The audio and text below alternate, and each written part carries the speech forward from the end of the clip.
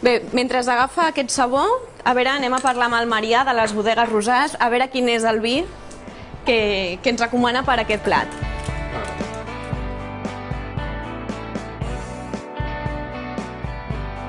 Molt benvingut.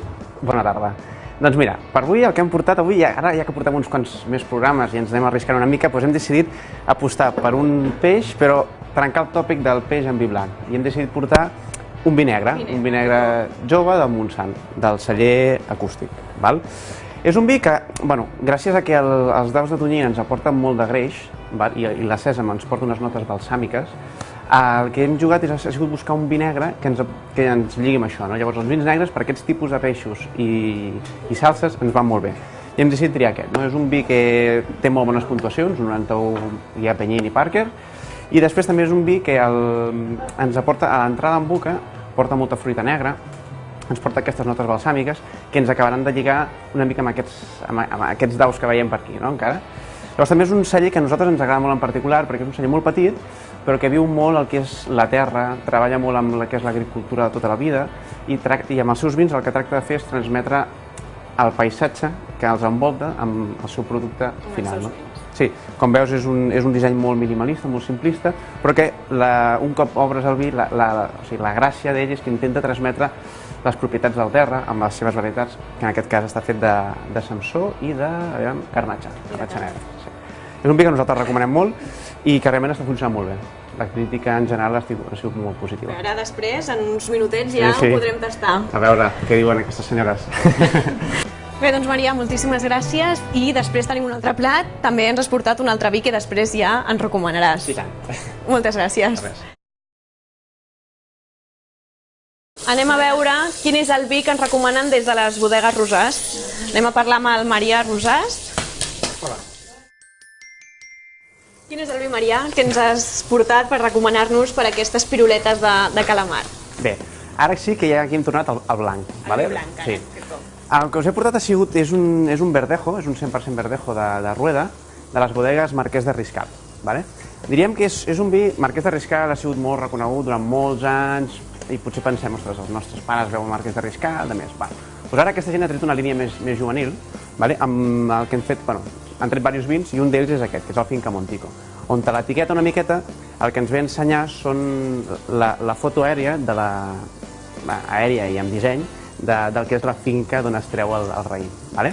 És un vi que anirà molt bé amb els calamars, perquè, crec que anirà molt bé amb els calamars, si no després el Víctor ens ho dirà, però crec que anirà molt bé perquè el tema és un vi, a part que és molt floral, té molta flor, a diferència de l'altre que era més fruita, aquest té molta més flor, però a l'estar fet amb el mos flor, que vindria a ser el primer rajolinet de raïm que surt quan el prensem, ens dona el raïm de Rueda, el verdejo, amb la seva màxima expressió. Jo crec que és un molt bon vi per descobrir què és el raïm verdejo en la seva màxima expressió. És un vi que també ens envolta molt en boca i ens acabarà, és molt fresc, que també anirà molt bé amb el tema del calamar, amb la planxa i demés. Jo crec que, després tindrem el veredicte final, però creuem els dits, espero que serà una bona opció. Bé, doncs gràcies una altra vegada i de seguida ja queda res per poder tastar aquests vins. Llavors els volia comentar que si algú de vostès algun dia tenen algun dubte, hòstia, estic cuinant alguna cosa, o a casa m'han fet qualsevol plat i volen, amb quin vi podria ser una recomanació, el que sigui, poden contactar amb nosaltres per telèfon també, però si volen per Facebook, Twitter... Suposo que pels que estan a casa, també, si tenen qualsevol dubte, poden anar a les bodegues Rosàs. Sí, estem a Rubí, carrer Ferrante 76, i sempre que vulguin. També comentar-vos que tots els vins recomanats que surten en els programes, si la gent que diu que ve de part d'aquí, tindran un petit descompte. Mira, doncs això a casa també és molt interessant, perquè ho sàpiguen. Sí. Bé, doncs ara sí? Sí, ara. Moltes gràcies. Vinga, vosaltres. El nostre públic ja ha començat a tastar les piruletes de calamar i també la tonyina i anem a veure què és el que ens diuen d'aquests dos plats que ens ha cuinat el Víctor Ramírez. Está buenísimo. Buenísimo. Se nota la playa en la boca, porque desde luego, tal como lo he ido elaborando y ahora comiéndolo... ¿Y el vino lo ha probado también? Como buena castellana, lo encuentro bastante bien. Jo solament la presentació ja és una invitació. I tot el demés és que s'ha de fer així la qualitat, la presentació.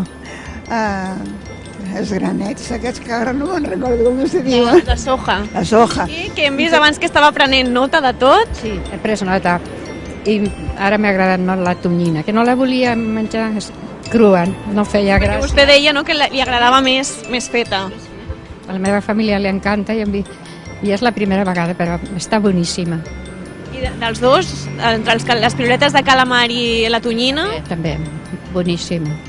i del vi que ens ha recomanat des de les bodegues Rosàs, el Marià, què ens diu? Sí, jo he agafat el negre perquè amb la tonyina suposo que m'anirà millor, no? La tonyina està boníssima. I Boníssima. amb el vi. Està boníssima. Us felicito, Felicitem al cuiner, no?, que ha quedat molt bé. Cuiner. Y con el vino, el contraste del vino con los calamares y el atún. Está todo inmejorable. Lo malo es que solo esta tarde, que no hay para más días. Bueno, pero siempre que quieran venir ya saben que están invitadas. Gracias.